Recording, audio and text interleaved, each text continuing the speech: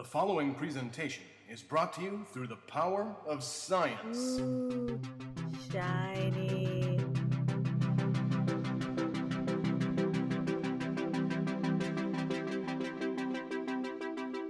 Welcome to Generations Geek, a more or less family-friendly celebration of all that is geeky. I'm science fiction writer Scott Pearson, and, along with my daughter, we are two generations of geek. This is episode 40, Mack Trek, part 1 of my interview with New York Times bestselling author David Mack, writer of many things Star Trek. And later in the episode, we'll have a new installment of All the Squee with Ella, wherein she discusses Frankenstein, the stage version starring two versions of Sherlock Holmes, Benedict Cumberbatch and Jonny Lee Miller. Now, on with the show. David Mack, welcome to Generations Geek. Hey, great to be here, man. Long time. I've been waiting for the invitation to come on the show, and it's a thrill to be here at long last. We're thrilled to have you. I say we in the royal sense because Ella is not actually with us here today because she's off at college. You see, the royal sense, I would have thought you'd have gone for the editorial week. I didn't know that you were royalty. See, I learned something new about you all the time. I'm gonna guess it's like Latvian royalty on like your second cousin's side or something? Yes, okay. Or the Liechtensteinian royal family. I see. Or maybe you were just knighted or something. With a popsicle stick behind a 7-Eleven. Right. Where to start? You know, as I was doing my research... You do research? Occasionally. Well, wow. I glance at a bookshelf, maybe. I call it research. Look at Wikipedia, call it a reliable source. Exactly. Even just Trek alone would be overwhelming to discuss with you because you've written how many books in the Trek field? I believe I'm just about to finish writing my 26th Star Trek novel, and I'm about to start 26. My 27th right after that. In total, I've written 30-some-odd novels for various franchises. Most of my work has been for Star Trek over the last 16 years or so. I found out through some online forum or other that I am currently the third most prolific writer of officially licensed Star Trek novels in the history of the franchise. Wow. Ahead of me in number 2 is Michael Jan Friedman with 35 published Star Trek novels. And in number 1, of course, is Peter David with, I believe, 45? Wow. I think he's written 45. Mike's written 35. I'm currently coming up on starting number 27. So I'd have a long way to go even just to catch up to Mike. Not that I'm particularly gunning for the number 2 or number 1 spot. Although I'm in danger probably of being pushed out of number 3 imminently by Dayton Ward, who's coming up close behind me, I think, with his 18th Star Trek novel he's about to start writing, maybe his 19th. So he could be close at my back anytime. Of course, this doesn't count novellas, short stories, comic books. If you take all those into account, Peter David is far and away ahead of everybody because he's written tons of comics, short stories and other stuff. Dayton, of course, has also written a ton of stuff in the shorter novella format for the Star Trek Corps of Engineers series. And although I made some contributions to that series, I didn't do anywhere near as much work as Dayton and Kevin did. I'm sensing the need for some sort of Star Trek writers' grudge cage match thing where it's Friedman and David and you and Ward and we just let you go at each other. I really don't think anybody... No holds barred. I don't think anybody wants to see that. I think really it would come down to they put us in the cage and we'd all sort of just sit down and say, so, what's up? I don't know, what's up with you? And it would basically be, 4 middle-aged guys sitting in a cage just yakking for a few hours. Eventually everybody would write in and want their money back on the pay-per-view channel. I just don't see this working out for anybody. So most of your publishing success has been in the Star Trek field. It makes me wonder, what was your Geek Gateway? Was it Star Trek that turned you, or was there something else that brought you down the path of sci-fi? I would say it was definitely Star Trek was my beginning, the beginning of my journey into geekdom. I grew up watching Star Trek in syndicated reruns as a child. And I think by the time I had finished elementary school, I had probably seen every episode 3 or 4 times. By the time I finished high school, I had probably seen them all a dozen times, 20 times. I could name an episode on sight from just a single scene, a particularly iconic shot, a snippet of music. I can go, oh, I know that music. That's Amok Time. Oh, that's What Our Little Girl's Made Of. Oh, that's the fight music from, so and so. Shore Leave. Right, that'd be Shore Leave right there. You can tell because it's got that weird kind of jaunty circus sound. Yep. But so for me, it was definitely Star Trek was the beginning. Although from again a very young age, around age 8 is when the first Star Wars movie came out, and so I love Star Wars as well as Star Trek as a kid. I loved Logan's Run, Buck Rogers in the 25th Century, Yep. Space 1999. To this day, I regret that I did not keep and take better care of my Space 1999 Eagle, which was like, their very sort of NASA-inspired ship that they would tootle around in. It had kind of like this funky-looking, curvy nose cockpit piece attached to, a body that looks like it's made out of the girders of a sky crane or something. I love that ship. I love that ship, and I had one as a kid, and I don't know. I guess I just must have either broken it or gotten tired of it, and or maybe it got sold at a yard sale by my parents. I have no idea whatever happened to it. I still have mine. Well, then I envy you. Because you're talking about that one. It's almost like 3 feet long. The big. Yeah. Yep. Yeah. I still have it. I don't have. And it detaches. The cockpit detaches. Yep. Yeah. Yep. I love that thing. I don't know whatever happened to mine. I wish I still had it. I miss it.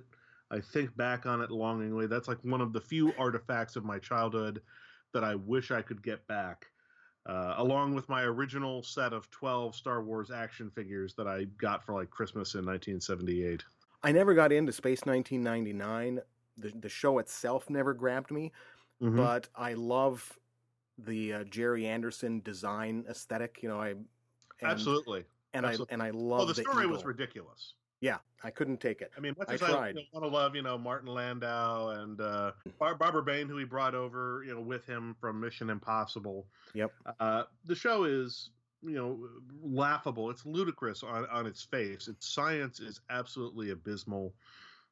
Nothing about it really makes any sense anymore. But that design aesthetic was very cool. The way it sort of took what you already knew about the way NASA looked, that very kind of utilitarian industrial look. Yeah. And then just sleeked it out a little bit, added a little bit of like a futuristic curvy touch to just say, there's the beginning of an evolution to something a little bit more graceful, a little more fluid.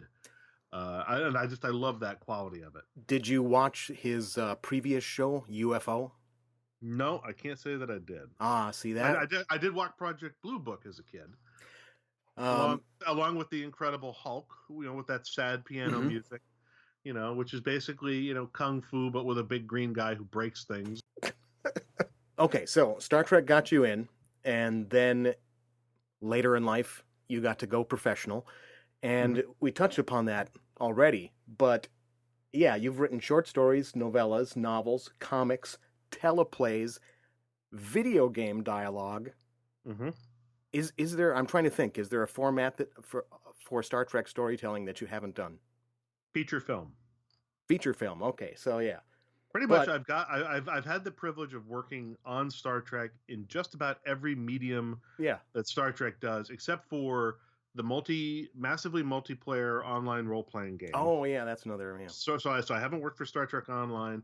And I haven't had an opportunity to write a film. And boy, would I love to write a Star Trek movie. If anybody out there who is in a position to make that happen is listening right now, I have some ideas where to go with like the next movie. You should just give me a call. I'm certain all the biggest people in Hollywood listen to my podcast. So as soon as this airs, I'm sure that your phone will be ringing off the hook. Awesome. See, that's what I'm talking about. It's all about, connections, leveraging. Maybe we could hit some high points out of some of these formats. Well, I started at the very top, writing for Star Trek Deep Space Nine back in 1995, and it's all been downhill from there. So that was your first professional Star Trek writing gig? Yep. first professional writing credit for Star Trek was on the show in 1995. I worked with John J. Ordover, who was my writing partner at the time. He was also at the time the editor in charge of acquiring Star Trek novels for Pocket Books at Simon & Schuster.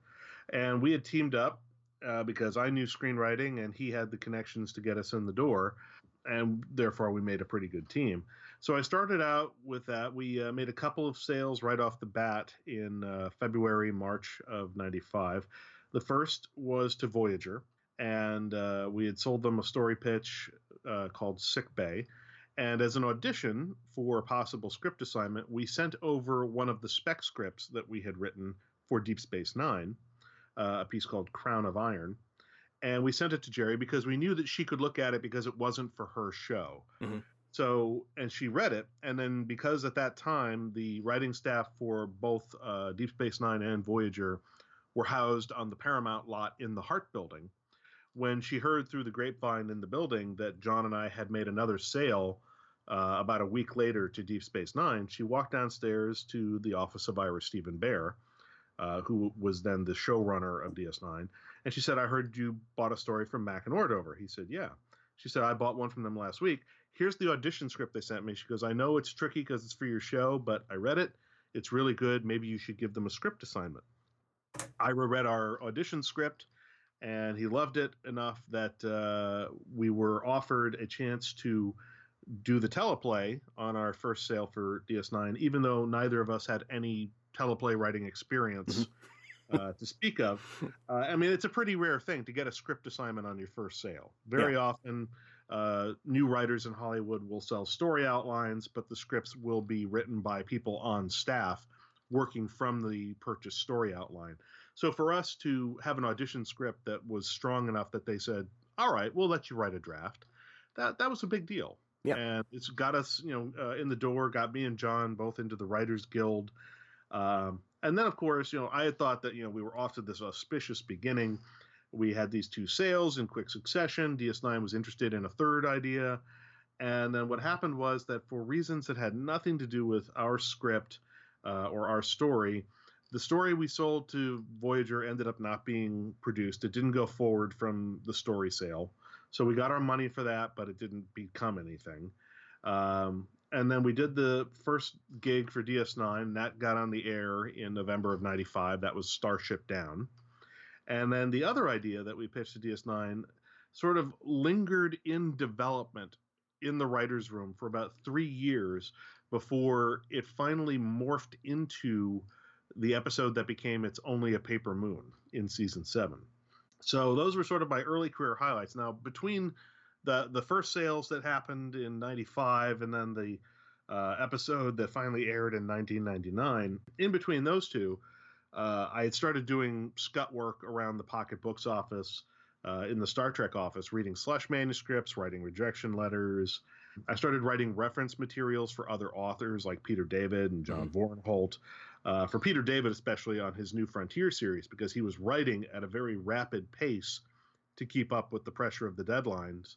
And he didn't always have time to keep track of all of these new original characters and places that he was creating out of whole cloth as he began, for the first time in the history of Star Trek publishing, to develop his own corner of the Star Trek universe, something that up to that point had not been done before. Yeah, and those were coming out as these little, when they first published, they were these little novelettes or novellas, and they were coming out like once a month or whatever, like a serial. And so, it would have been a crazy schedule. Yeah, so my job was to go through his manuscripts, pull out all the proper nouns that were original to his work, and then log any details that he established about them, and then compile it in a mini PDF format that he could then go to and say, all right, what have I established about this place, about this character? And he would go to the document I had compiled, and he would see entry for this character, and would say this character was established as, female, was described as tall, had this color hair, these color eyes, was related to this person, killed that person, did this, was here at this time, was known to be part of XYZ. And so that proved very useful to him. And from that, I graduated from that to writing some supplemental material where a book had come up short of its targeted word count, and it was on a kind of a crash production schedule, and that was Genesis Wave Book 1 by John Bornholt. And they needed to get this book beefed up by about 5,000 words of content in 72 hours, basically over the course of a weekend. So So I get a phone call from John Ordover saying, could you, over the weekend, in the next 72 hours, write 5,000 words in the form of a classified Starfleet military, report, like a top secret classified dossier, all about the Genesis device? And of course, not being a fool, my answer was, yes, of course I can do that. I'll get back to you on Monday. And then I went and I wrote this thing in 4 parts. One part from the point of view of Starfleet in the 23rd century. One is a political report. One is a scientific report. And then the other is a follow-up report from a century later in the time period of Bornholt's book, 24th century, all about the Genesis device. And it's written in a nonfiction format, like you're reading classified reports. And I managed to whip this thing out. And originally they were saying, maybe it would be something they would shove in the back of the book. And then they thought maybe it would be like a foreword. They would put it at the front of the book as like a preamble.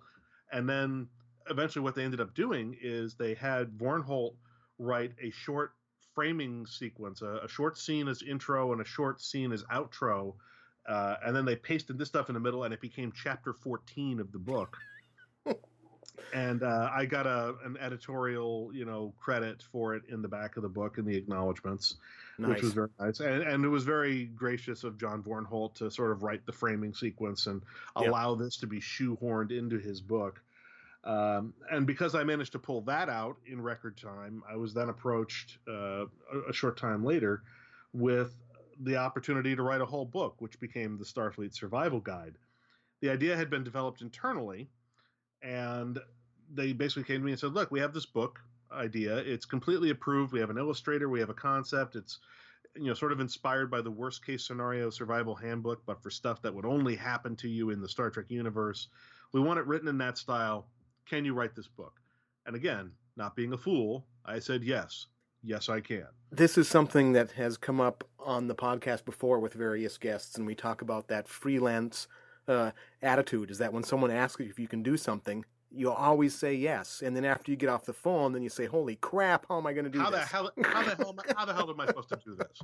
Exactly. But somehow you make it work, you pull it off, you cash the check, and then you spend it all on an emergency expense of some kind. So, I did the Starfleet Survival Guide, proved I could finish a book. Based on that, I got invited to start pitching stories to what was then their new line of monthly ebooks, Star Trek SCE, meaning Starfleet Corps of Engineers. I did some work for SCE, got some pretty good acclaim, good reviews, good sales on some of my work for that, especially on my first solo work, which was Wildfire, first piece of narrative prose I did solo for Star Trek. And based on the strength of that, I was invited to do a 2-book thing for John as part of the A Time 2 9-book miniseries that was published in 2004. And the second volume that I did for that is basically two books back to back: A Time to Kill, followed by A Time to Heal. A Time to Heal hit the USA Today list, and between good reviews and good sales, again, that was what led to Marco Palmieri then inviting me to work with him developing and creating the Vanguard series, which remains for me one of the creative highlights of my entire tenure at Star Trek, along with the Star Trek Destiny trilogy, which came about around 2008. And since then, I've just been, sort of trying to pull my weight along with everybody else and continue to contribute to the ongoing narrative. I had one other trilogy called Equations in 2012. And I've sort of been carving out my own little niche with the Dr. Bashir versus Section 31 storyline, which is played out in several of my books now, including the upcoming Star Trek Section 31 Control, which will be out in March of 2017. So I've sort of been just sort of doing that, and now, of course, I'm finishing up my first book that is specifically under the Star Trek Titan banner. It's going to be Star Trek Titan: Fortune of War. I think that'll be out at the end of 2017. It's not going to be your usual Titan novel. It's going to be a little more action focused because, well, it's me. And then as soon as I finish that, I'm probably going to finish writing that book by the end of this week. And the moment it's done and off to my editors, I have to then turn my brain 100% to working on the Star Trek Discovery novel, the first novel based on the new Star Trek TV series. Indeed. I know that you cannot really talk about it, so I think we should just have a moment of silence and allow the fans to just squee amongst themselves about the new series and a new book. You may now squee. I'm very excited about the casting news that has been coming out. There is, yeah, it was definitely some very impressive news. Yeah, I'm a big fan of Yeoh. Yes, big fan of hers. Thrilled to see her involved with the project. I'm looking forward to writing material for her character. She's obviously going to be part of the book that I'll be working on. There are, as you pointed out, details that I am privy to that I cannot share, I cannot discuss. I have to be very careful. I've been told many times by John Van Sitters of CBS Licensing that there are snipers watching me at all times with parabolic microphones and high-power rifles. And if I let slip anything, they take them out. Take them out! Pow! Done. And, of course, I imagine one of these days they're going to look over and they're going to see some guy from the NSA and they're going to go, hey, we got here first. This guy's ours. So go get your own. So, but yeah, essentially there's a lot of good ideas that are floating around. We've had some false starts. There, as fans I'm sure know, there have been some unexpected delays in the production of the show and the premiere of the show. But it's good in that, from my standpoint, in that those delays have given me more time to reflect on the project and develop what I think is going to be a stronger story. I'm working very closely with Kirsten Beyer, who I'm sure many of your listeners and many fans of Star Trek literature know is one of the more popular Star Trek novelists out there. She's been working on the Voyager books as the sole writer on that. She took over from, I believe, Christy Golden some time back. We had her on the show for the 20th anniversary of Voyager and had a lovely chat with her. Fantastic. Well, as I'm sure your listeners know, she's now on the writing staff at Star Trek Discovery. She's also serving as their chief liaison to the publishing arm at the Star Trek office at Simon & Schuster. So I'm basically in pretty regular contact with Kirsten, and I'm in the loop on things like the teleplays, the story outlines. Whenever sort of new directions are being bandied about in the writer's room, Kirsten keeps me in the loop on that. So we've been throwing ideas back and forth. I'll come up with ideas, and then she'll build on those and come back with others. She'll tell me about things that are being worked on that I might be able to incorporate into the book, or which might have ramifications for things I'm already contemplating putting in the book. Mm-hmm. And I think that there's going to be a lot of really interesting stuff going on. It's going to be a very fun, very true to the spirit of Star Trek type of book. It's basically going to be, I think, a book about forgiveness, a book about hope. I think it's going to be a very, pro-science, pro-knowledge, pro-understanding, pro-peace kind of book. So again, very Star Trek in that regard. And I think it's going to be exactly the kind of Star Trek vision that fans are going to need more of going forward. Both Ella and I are so excited about the new series, and although Brian Fuller has had to move on because he had a lot on his plate, so he's not going to be the daily showrunner, but we know that he's put his imprint on this show, and looking at the work that he's done in the past just gives one a lot of hope that this is just going to be a solid, great new Star Trek show. So yeah, I mean, there's a lot of great ideas that I saw even in just the first draft of the pilot script. And while I know that there are, as always, going to be rewrites happening right up to the moment they shoot, his creative vision is going to continue to inspire the work that the team is doing. I mean, he's left two of his top lieutenants, people who have worked with him for a long time, who know his style very well, who know his vision. Those, of course, being Gretchen Berg and Aaron Harberts. And yeah, they were on Pushing Daisies with him, I believe, and Ella and I really enjoyed that show. And my wife and I loved Pushing Daisies. That was one of our favorite shows. We were so heartbroken when it didn't come back after season 2. It was one of those shows that was, you want to say it was just too good for the medium, you know. It was too smart. Too quirky, too, you know, it was just, it had everything. It was very idiosyncratic. Yeah. But it was also just visually beautiful. It was creatively inspired. It didn't look or sound like anything else out there. It had a very unique voice that we just adored.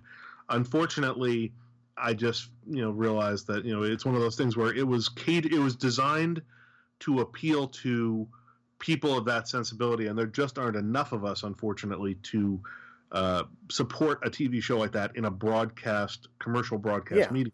Had it been a show that had bowed on Netflix, I think it might have developed a cult following and lasted a bit longer than it did. That's exactly what I was going to say, is that it would work fine in that model. Of course, I know that there are probably fans out there grumbling, oh, the new Star Trek should be on Netflix. Well, it is everywhere except the United States and Canada. So if you'd like to get it on Netflix, just, move to Germany or something. I'm curious about, you wrote for some of the Star Trek computer games. A few. I did dialogue and some other material. I never did story work. Yeah, so I'm very curious about that process. I assume that you were then having to write sort of branching dialogue for different situations. What is that like? Well, the way it was given to me at the time, and I don't know if it's still done this way, but I suspect it is I was given an Excel spreadsheet and a general story document. I was told, these are the situations for which we need dialogue written. And it would be, for instance, the scene where the landing party encounters, incoming fire, or the landing party investigates this weird object. And they would say, different characters need to make either different observations so that the sense of gameplay changes based on the point of view character selected by the player, or just to reflect the personality of the character, etc. And so, for instance, I would have to find like 5 different ways to say, take cover, based on, who was saying the line. Take cover, get down, hit the dirt. Basically, it was an exercise in synonym finding more than anything. And then, of course, you do it all in this sort of table format so that you can sort of see, for situation A, for response B, and, you've got sort of these threaded things that say, from this character saying this, the next line would go to, and so you'd have to think, do these lines flow from this character to that character? So I was basically following, a very limited amount of information. Like, I wasn't made privy to the overarching plot of the game. I was given just enough information to know what was happening in each scene, what they wanted conveyed, and what they wanted most of all was for the unique voices of each character to come through, because they had the actors in most cases voicing their characters, so they just wanted to make sure that the writing reflected the voice of those characters. And the other thing was that they wanted the technobabble filled in. They would have, like, just like in a real Star Trek script, before it went to the science advisors, they would have, something tech the tech. And so part of my job as techno geek back in my 20s was to go through this and figure out what the proper tech was, because I had the encyclopedia. Plus, I at the time, back in my 20s, I knew all of this technobabble like the back of my hand. I could rattle it off. I understood like all of the weird fictional, conceits behind, the warp drive, the transporter. I knew the names of all the MacGuffins, and I would concoct these elaborate stories that, relied heavily on knowing exactly how these components work, because otherwise, it didn't make sense. Why didn't they just tech that tech? Of course, the funny thing is now, here we are 20 some odd years later, and I'm like, tech, who gives a crap about the tech? Stories aren't about tech. Stories are about people. If you get lost in the tech, you've missed the mark. You've bungled it. Of course, I didn't understand that in my 20s. It's only now, much later that I go, oh, well, the tech is just there to facilitate the story. There are ways around the tech. You don't always have to tech the tech. That's an interesting difference between the original series and the new stuff, because the original series was just like, Scotty, fix it, okay. Yeah. Cross-circuiting to A. Yeah. And cross-circuiting to B. And then in Next Generation, then it really started building this reputation for having... Chief, can you reverse the polaron flow and the isometric flux capacitor doohickey whatchamajig? Aye, sir, but then we have this problem here. I say, oh, shut up. Is it working? Not yet. That's all you really need. Yeah. What will it take to get it working? Well, I could do with a miracle. You don't have one. Fix it. Over the course of your Trek career, you have developed a reputation for bringing the death. Angel of death. Yes. And not always true. I was going to say, perhaps you have mixed feelings about that. Or how do you feel about that rep? I was not thrilled with it at first. I mean, I understood how it came about. It was a response to my Starfleet Corps of Engineers short novel, Wildfire, which was my first work of prose written solo. Like the first work of prose I did, narrative prose for Star Trek, was SCE Invincible, which I co-wrote with my buddy Keith DeCandido, who I give all the credit in the world to for helping get me into this in the first place and sort of, showing me the ropes and whatnot. But Wildfire was my first time going solo, and it is a particularly brutal story in that, you've got this, you have to understand the context. SCE, for the readers or listeners who are not familiar with it, was a monthly series of ebooks. So each month, a novella-length ebook would come out, and it was written in a serialized format. So even though it was very episodic, with each story kind of being standalone for the most part, there were also serialized story arcs, and the continuity from one story would be respected by the next story. And so little by little, the relationships between the characters were being built month to month. The little conflicts that would build up would get resolved, but then would deepen the relationships month to month, etc. So by the time my two-parter Wildfire comes about, as installments number 23 and number 24, at the end of a 2-year period of readers getting to know and like and become emotionally invested in these characters who they see a new story about every month, suddenly along comes installment number 23, Wildfire Part 1, and by the end of it, half the crew is dead. I've wiped out half of them, and it's basically, it was my take on sort of the classic Trek phenomenon of the ship goes on a somehow really dangerous mission, and something goes terribly wrong, and yet somehow in the show, casualties are always limited to a few people who you never really heard of down in engineering. Yeah. And the ship takes critical damage and somehow always manages to salvage itself and save the day, and nobody really important ever gets hurt, except you've got the one guy who always goes on a suicide mission to save the ship and then somehow doesn't end up dead. And this always drove me nuts, and it drove my editors, Keith DeCandido and John Ordover, equally nuts. And so they told me specifically during the story development phase, for the Starfleet Corps of Engineers series, which was one of the first original things being developed after Peter David had proved with New Frontier that original literary series set in the Star Trek universe could be popular and successful. They said, we want to give death back its teeth, at least in the context of Starfleet Corps of Engineers. They said, and we think you're the guy to do it. I said, okay. So I concoct this story, and at the end of the first half, the ship, has had one of these moments where everything goes wrong, gets the crap pummeled out of it. Half the crew, including characters that, you've been following now for 2 years, just get wiped out.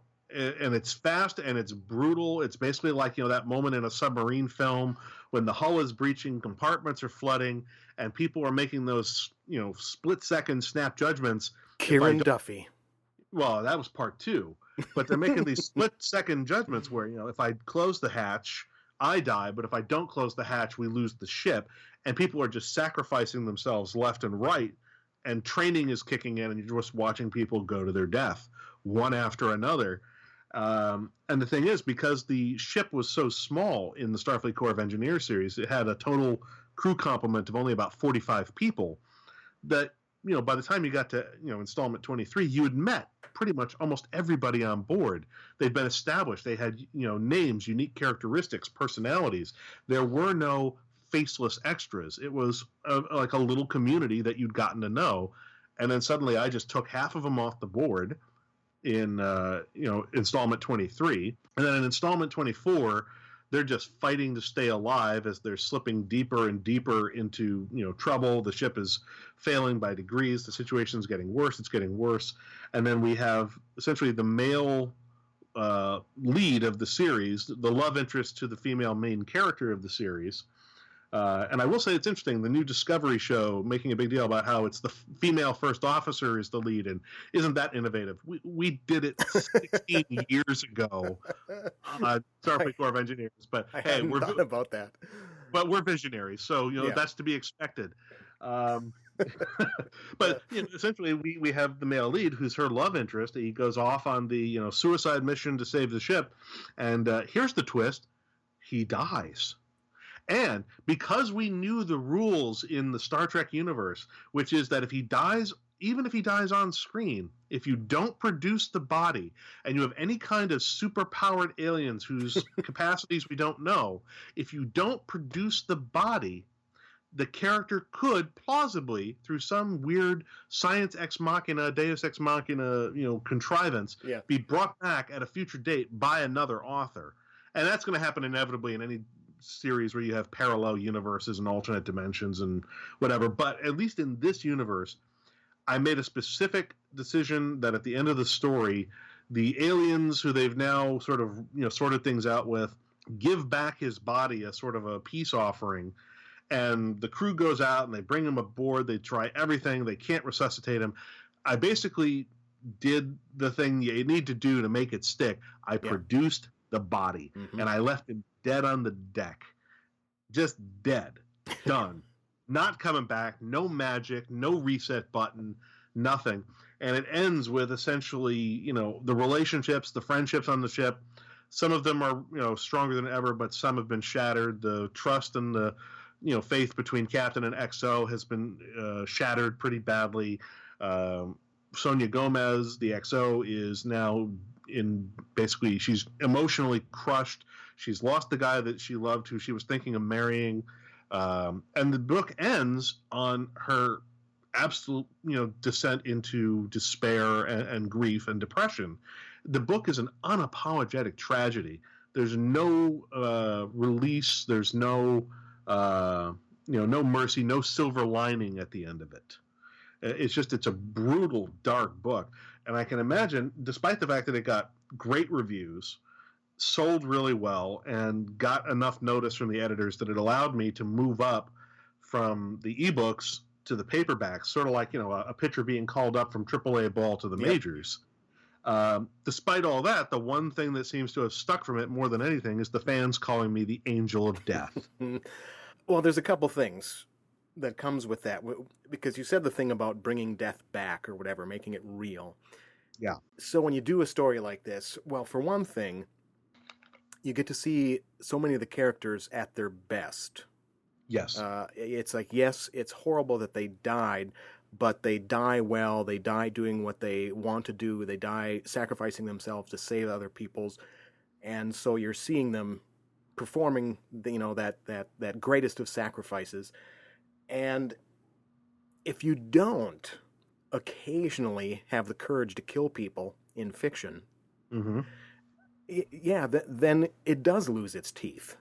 Well, I think the other thing to remember is that part of my inspiration in terms of the story for Wildfire is I put that together. I'd written the outline before 9/11, and originally I had been planning on co-writing it with Keith, the way I had with Invincible. But after 9/11, which as a New Yorker had a very profound effect on me. I mean, I remember standing in the street on 6th Avenue and watching the trade centers fall.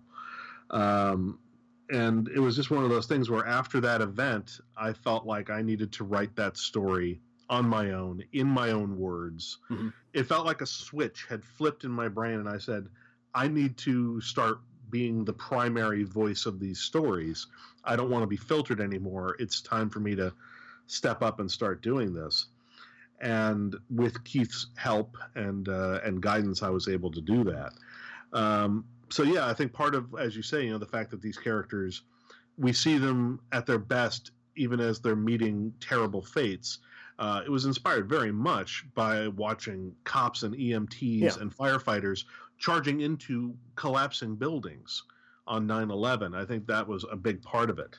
And there's something amongst that kind of tragedy, there's something uplifting and ennobling about the people that do make the sacrifice. There's two poles to it, because there's the sadness of the tragedy, but then there's the fact of how these people died and what they did through their deaths that still can give you hope. It affirms the nature of life to struggle against to rage against the dying of the light. Yeah. To quote the poem. And I think you see this again, the same sort of sentiment and same idea writ even larger in the Star Trek Destiny trilogy, which was essentially treating the Borg no longer as assimilators, but as annihilators, as a force of nature, essentially. As a natural disaster, sort of, or an unnatural disaster, as the case may be, washing over all of known space, and seeing how characters choose, to cope with this. Some meet it with nobility and courage, and some do not. There are a number of characters throughout the Destiny trilogy. Some just sort of go berserk and go down swinging just because they're like wild animals pushed to the limit. There are some who just lose composure and try to run and have to be sort of taken down and controlled for the good of the many. Mm-hmm. Not everybody comes out noble. Not everybody comes out a hero in that. And that was, again, sort of taking a deeper dive into that sort of a story. I feel like Wildfire and Destiny are very much spiritual cousins within my body of work.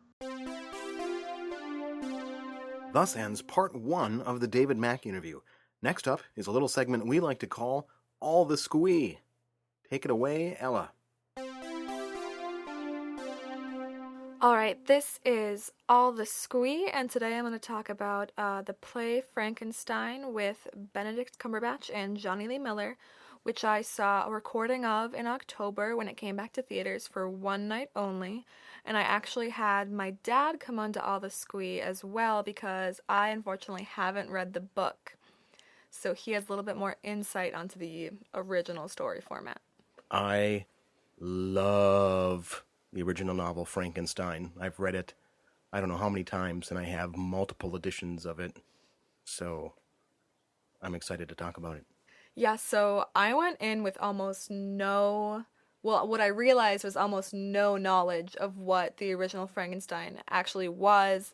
I had a completely different sort of plot that I thought was going to play out in my head, and it ended up being totally different, and it just blew my mind.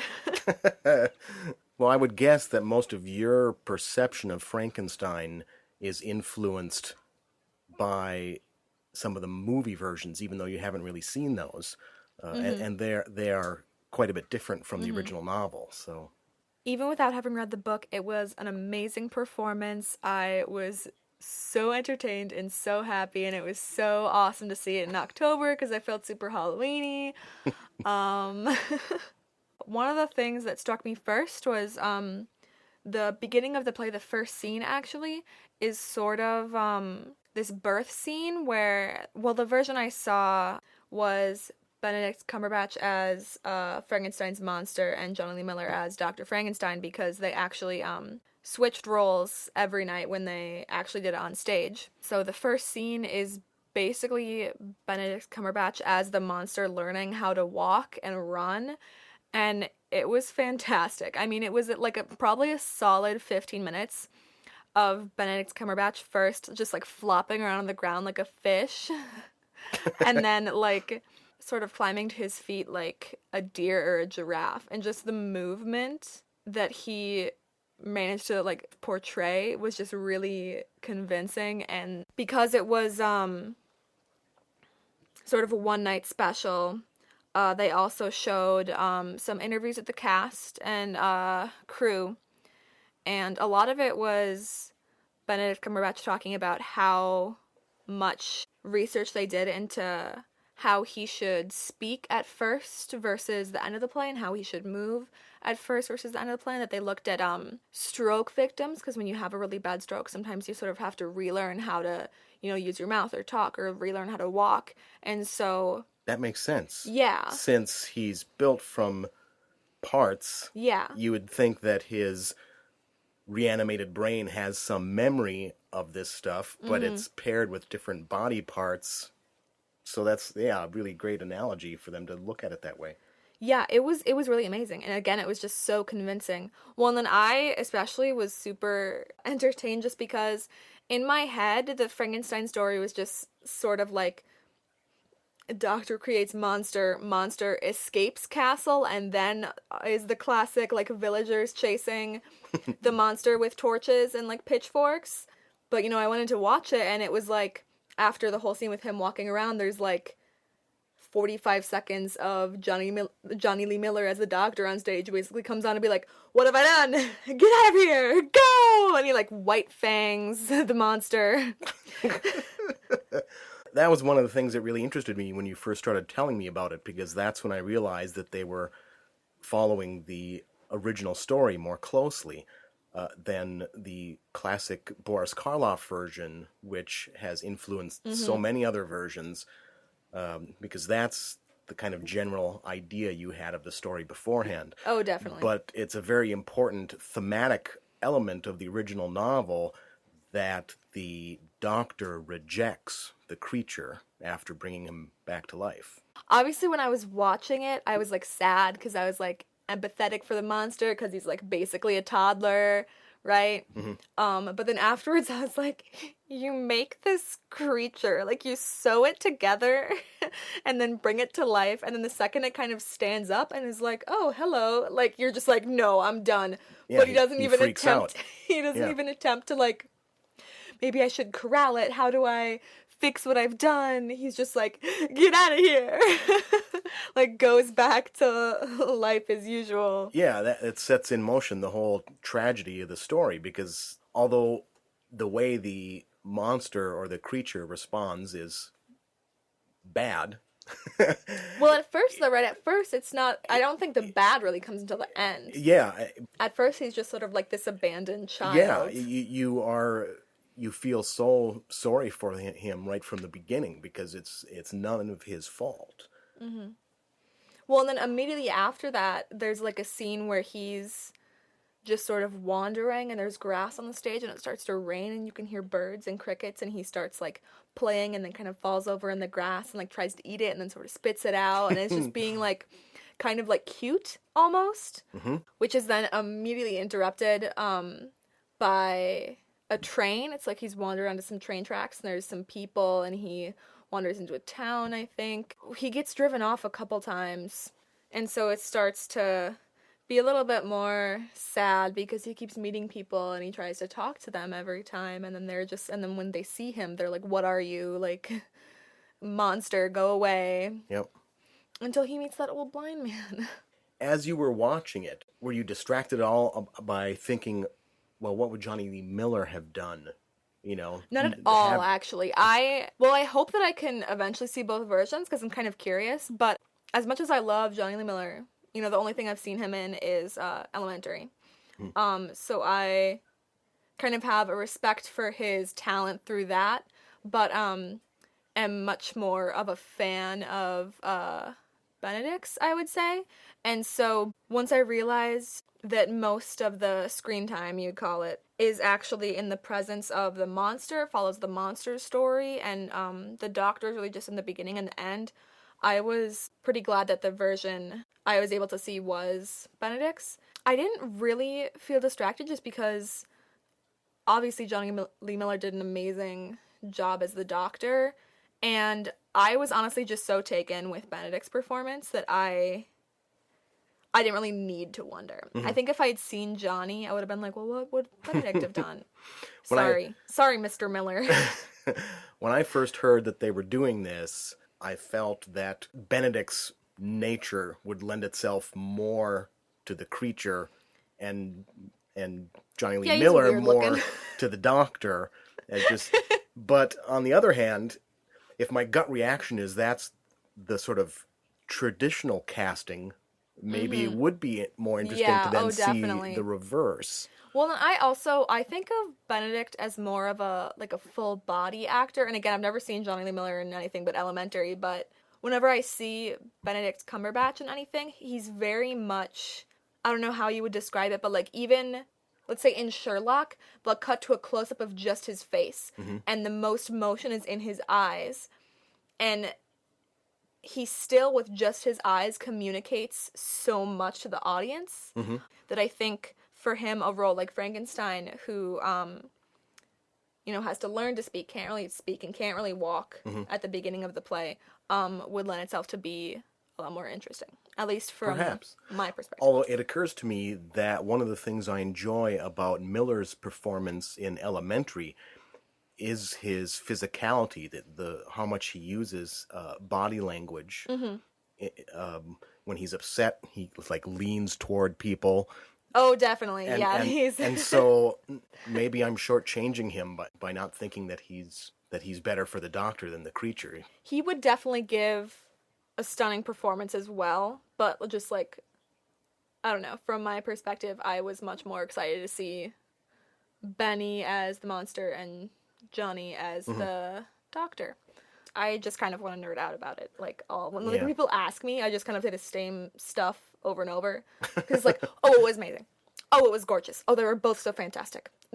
Everyone was fantastic. I just can't. What was your favorite scene in this particular staging? Oh, gosh. Maybe the scene where he meets Dr. Frankenstein's little brother. And at first he's kind of playing with the kids, and the kids are okay, this dude, his acting kind of weird, but all right.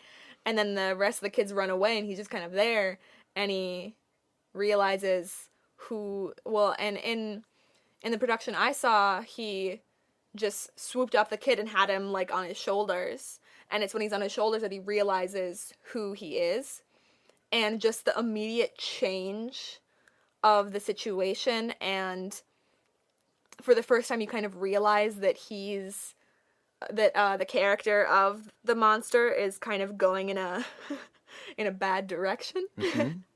He's starting to want more revenge, sort of, for his being rejected from his creator. Yeah, it's interesting how bad the creature goes.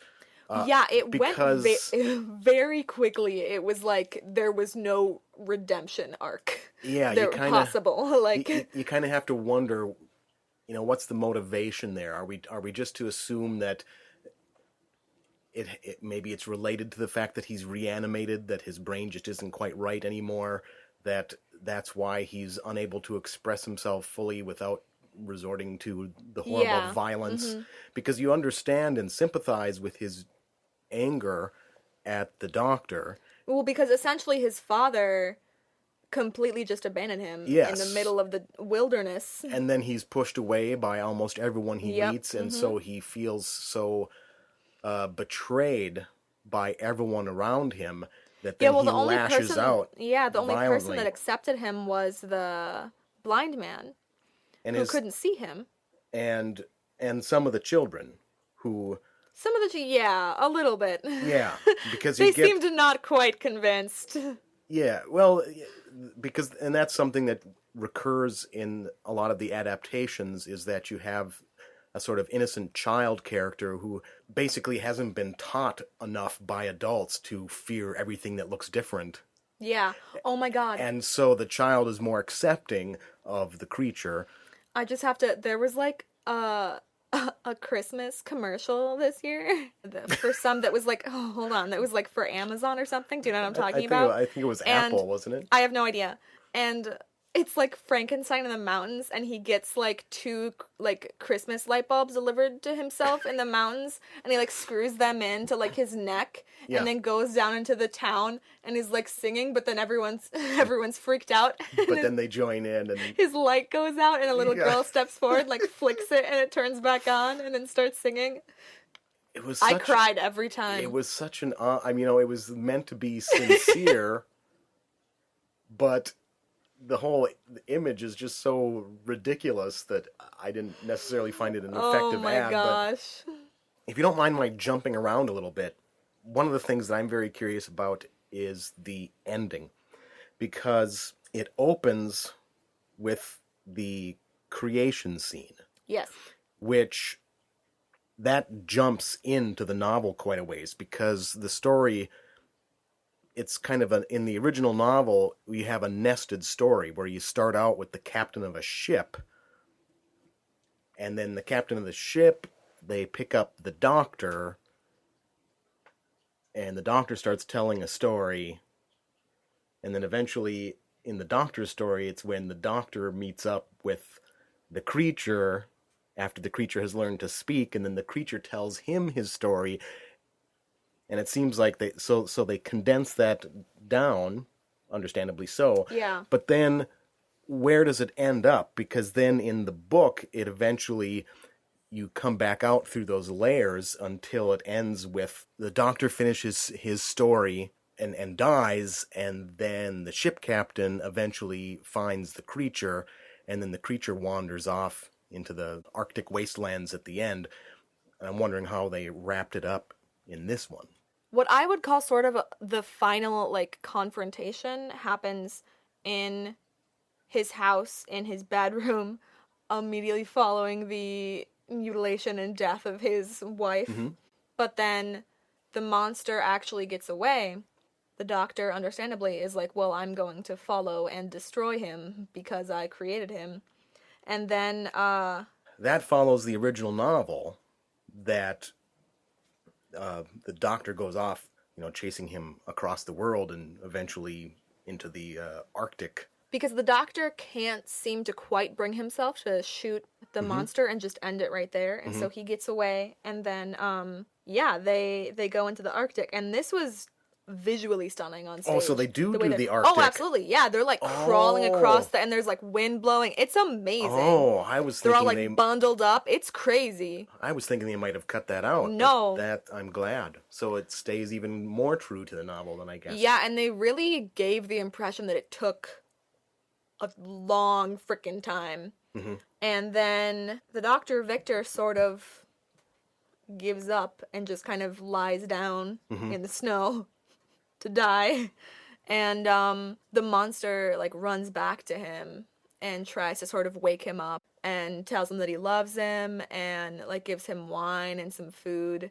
I mean, I think it seemed like he was just kind of gone, but he does kind of wake up, and the creature asks the doctor to put him out of his misery, put them both out of their misery, and then they sort of just walk. On stage, at least, they walked into this white light. But it could have, that seemed sort of up to interpretation to me, because it could have just been like they're walking across during a snowstorm. And they're just going to... Or they're freeze. Dying, because they're in the Arctic Circle and it's cold. Yeah. Well, as I mentioned, in the book, the doctor dies aboard the ship. But then the creature finds him.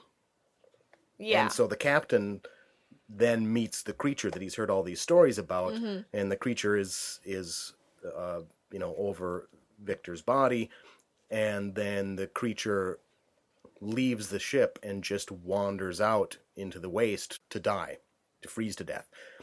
And so, although they have them walk off together into the play, having them just kind of walk off into the Arctic wastes is still relatively true to the novel.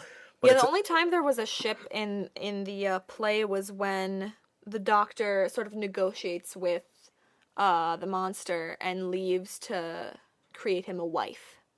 He goes to Scotland, I'm pretty sure it was So Scotland. they had that in there as well. Mystery UK location. Because that's an element of the novel, which was left out of the Boris Karloff original movie, but then they picked it up in the sequel, The Bride of Frankenstein, and came back to that. So it really sounds... I really like the sound of this adaptation. Yeah, and That it was really amazing. They did the kind of streamlining necessary to make a novel into a stage play, and yet they maintained a lot of the structural points of the original novel. Makes me even that much more eager to see it. And perhaps just a quick explanation for people who aren't familiar with it. So, as we touched upon earlier, this was originally a live stage performance, and the two of them swapped roles every night. Yes. And it was in 2011. It was in live production in 2011. And they recorded the whole thing, but it's part of the contract that I think it was Benedict that was really behind this, is that he wanted this to remain a theatrical experience, and so the contract stipulated that this is not to be released to DVD, that it is only to be enjoyed in the theater. So, which I understand, but also like every year around Halloween, they often then it gets replayed in movie theaters, and I don't even know, like when you bought the tickets, you didn't know which version you were getting. No, I didn't. I bought tickets. I realized there were going to be one-night showings of Frankenstein and Hamlet, and I immediately bought my tickets by myself because I was in Duluth in the middle of nowhere with no nerdy friends. But it was worth it. It was good. Yeah.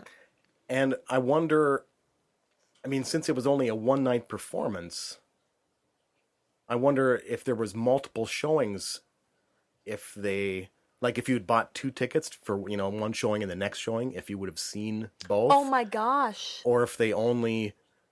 I think it was only at one time, though. At least the theater I went to, I think it was just like 8 o'clock, and that was it. Yeah, and I would assume that they would probably do the Benedict as the creature version if they're only showing one. Yeah. Since Benny C is a little bit more of a gargantuan name around the world than Jonny Lee Miller. I tried to figure out who it was, and I couldn't, but I was also like, I really don't care. Like, I'm gonna see it. Yeah, you're gonna. Because I didn't see it in 2011. You mentioned like a rainstorm, and you mentioned this Arctic business. Were there any other really amazing things they did as far as the stagecraft that blew your mind that they pulled this off? Yeah, the rain and the grass were really stunning. The Arctic scenes were amazing, and then they also, I think I mentioned the train before. At one point, a train comes in, and it's amazing. It's maybe would be like my shoulder height, how high the train is, and there's like the whistle blowing, and there's like people hanging off of it and like yelling, and like immediately the sound and the vibe. Was that a physical effect or was it a projection? No, physical. Physical train drives onto the stage. Everyone's yelling and like clanging stuff together. The mood immediately changes because there's just all this noise, because this is immediately after he's like playing in the grass. Mm-hmm. He's like playing in the grass and birds are singing, and then it's like boom, and there's just all of this mechanical sound, and yeah, that was. I don't remember really a train surprising. being prominently used in the novel like that. Maybe I'm just not remembering it, but that sounds like a really good addition to. Yeah, it was to show this how cruelly he's just thrust out into the world without any real understanding of what's going on around him. It's a little bit less isolated, perhaps, than in the original novel, but in this stage play, you have to keep things moving.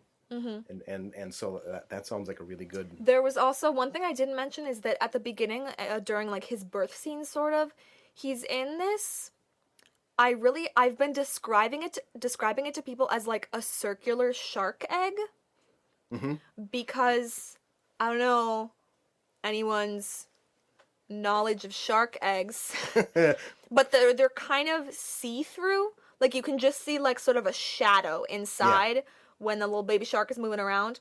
And that's exactly how it was. Well, and it was upright and had like a base on the stage, and so it was sitting there. But it had exactly that material, and when you start watching, it's like the play hasn't started yet, and so the audience is like still talking and stuff, but it's moving around, like the stage is spinning very slowly. But you can see Benedict inside of it. And he's like moving around, like pressing his palms against the, I don't know what to call it. And like, but you can see it stretching and stuff. And then when the play actually starts, he rips out of it and like crawls. And it's super weird and like kind of creepy because he's like crawling out of this thing. It's always interesting to see what film or stage adaptations do with the creation sequence, because the novel gives almost no details whatsoever. You know, I just want to actually read you the creation sequence. And this isn't until chapter 4 of the book. But here's what we get. It was on a dreary night of November that I beheld the accomplishment of my toils. With an anxiety that almost amounted to agony, I collected the instruments of life around me that I might infuse a spark of being into the lifeless thing that lay at my feet. It was already 1 a.m, the rain pattered dismally against the panes, and my candle was nearly burnt out, when, by the glimmer of the half-extinguished light, I saw the dull yellow eye of the creature open. It breathed hard, and a convulsive motion agitated its limbs. Instruments of life. Yeah, so that's all you get. He says instruments of life, which, like in the Boris Karloff version, it gets expanded into all this great electrical equipment with arcs and sparks and things going on. And, but then it's kind of anticlimactic. It's like the creature just kind of like opens his eyes and there he is. But then in this stage version, they do this great thing with like this embryo egg thing, and yeah, it was weird. They have to come up with some way to visualize it in almost the complete absence of any details in the original novel. So it's interesting to hear how they approached it. Yeah, there wasn't even like a scene where like the doctor was preparing to make it. It just started with Benedict crawling out of an egg thing. Well, and what happens is, because he's on the stage and it's sort of spinning and you can see him in there, but then the lights come. Well, what happens is a dude fully in costume like rings this bell in the middle of the audience, and then the lights go down.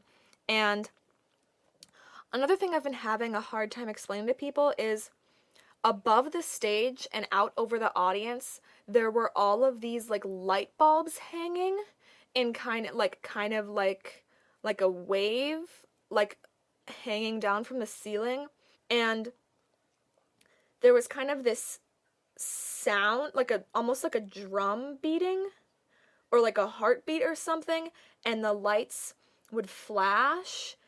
Well, not flash, but they would get bright and then go back to dim, and it was faster and faster and faster until there was like one big one and a huge sound, and then after that he was kind of crawling out, and they kept reusing those lights throughout the play. They were always on, and during scenes they would, like I said before, get bright, really bright, and then go back to being dim and stuff, or there'd be like a wave of light going through them. So when you're sitting in the movie theater watching the screen, do you actually see the audience of the stage play? Sometimes, yeah. So it really does give you the sense of sitting in the theater watching a play. Well, and also, I was wondering, like how many people were going to show up in Duluth, Minnesota to a showing of Frankenstein. But in front of me, there were actually, like, a bunch of theater kids from UMD. And so they were all being very, like, intense about it. Well, because there was an intermission. And so during intermission, they were all like sitting there and like talking, and I was just sitting there like, oh my god, like they know what they're talking about. So it was like me and then a bunch of theater kids, and then like 2 older couples, and then like 3 girls there who I think were there just because they love Benedict Cumberbatch. Yeah, of course. One thing that did make me like really mad though was when it's like he's been friends with this old blind man for like a long time, but he never stays long enough to meet his family because he's like, no, they'll hate me and they'll reject me and then I can't come back. But then finally, he does meet the family, and basically he's saved their lives because he did all the work in their fields that made them able to be farmed. And so they can sell their crops and eat their crops. And so basically their lives have been saved. And then he meets them and they freak out. Just like he knew they would. And they I was did. I was just like, you know, Humans are awful. Lady. And is that where he learned to speak and read and such? Yeah. That's because that follows the pattern of the book. Like, yeah. Lady, 2 scenes ago, you were talking about how you could never have kids and you were going to be poor and die because there was too much work to do on your horrible land to make it farmable. And then this magic monster comes in and does all your work for you, and you just think that God did it? I don't know. There's a scene where they're like, oh my gosh, all the rocks are gone, all the sticks are gone, it's amazing, and they celebrate, and it's like, look, here's the dude who made that happen. But you reject him. Thanks. Because he's a hideous, reanimated creature. Yeah. Rude. It's sad. But if you want to talk about, really good stagecraft, the mansion in Hamlet. And this was the other Benedict Cumberbatch starring stage play that was then replayed in a movie theater. Yes. That you saw. Correct. Because they staged it during a war, and I couldn't really get a handle on what war it was, if it was World War I or World War II or what was going on. But so over the course of the play, it is turning to ruin. Oh, and so it's rubble. It's like being bombed out progressively as the... Yeah. So at the end of the play, they're running. There's literally these giant mounds of just rubble, and they run across them.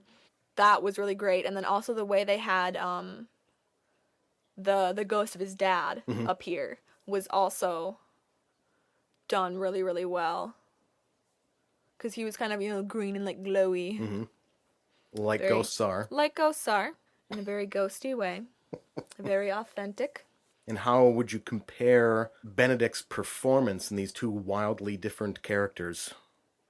I really felt nothing during Hamlet. Hamlet didn't grab you for some reason. Not even when he stabbed somebody by accident.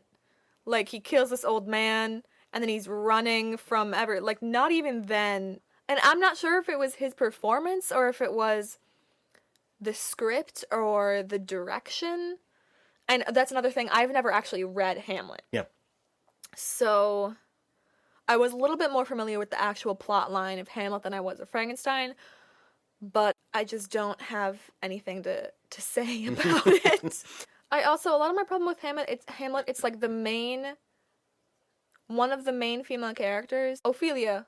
The crazy one. The crazy one. Yeah. It's anytime she walked on stage, she was just crying and trembling, and her hair was messy. There's a lot of mixed feelings about that character. Skinny, and you could just snap her in half like a twig, and I was like, what's up with this? It's a character that has not aged well for the modern audience. Because... Well, and the actress who played her did a very good job of looking like she was about to break down and kill herself or kill someone else any minute. Or just kind of crumble into a pile of ash. Or wander off onto an Arctic ice floe. Yeah. Just kind of walk away. Or... Okay. Well, and also watching Frankenstein, I was just kind of sitting there I'm such an nerd. Sitting there yes, Mary Shelley, because I'm just kind of just in this full feminist lens, women created science fiction. That just kind of going to the theater yes, and that was a lot of my thoughts during Frankenstein. Yes. I was just yes, Mary Shelley, killing it. Yes, and that actually brings up an interesting controversy, as they would say in England, about the novel, is that since Mary Shelley was married to the famous writer Percy Shelley, over the centuries, there have been lots of people who have doubted how much Mary wrote and have wanted to, sort of give the book to Percy, but... They can fight me. The people who say that haven't really done their research, because you can actually look at the original manuscripts, because, of course, we're talking olden days when manuscripts were handwritten. So you can actually look at the manuscript and you can discern the different penmanship, and you can see the manuscript in Mary's hand, and then you can see where when Percy read her manuscript, he would make edits and suggestions, and you can see where those were, and it's clear that the manuscript that exists that's in her hand is the novel. I mean, she wrote it, and yes, Percy helped her out because he was a more seasoned writer, but he was an editor. She wrote it, and anyone who wants to steal it from Mary and give it to Percy, you're just wrong. Yeah, Mary wrote it. They can square up. And they can fight. They can fight my daughter over it, apparently. Def, well, that's the other thing is that people talk about, like, I'm just going to go into a full rant. People talk about the rise of women in geekdom, science fiction, fantasy. Nah. We always been here. Y'all just don't pay any attention to us. That's all I have to say. I'm angry. That's all the time we have for this episode. Tune in next time for episode 41, Midnight Mac, part 2 of the David Mack interview. Remember that Generations Geek is part of the Chronic Rift Network, which broadcasts from a nostalgic alternate universe where you can only watch Star Trek reruns in the afternoon after you get home from school. Please give their other fine podcasts a listen at chronicrift.com. Thanks for listening, and come back next time.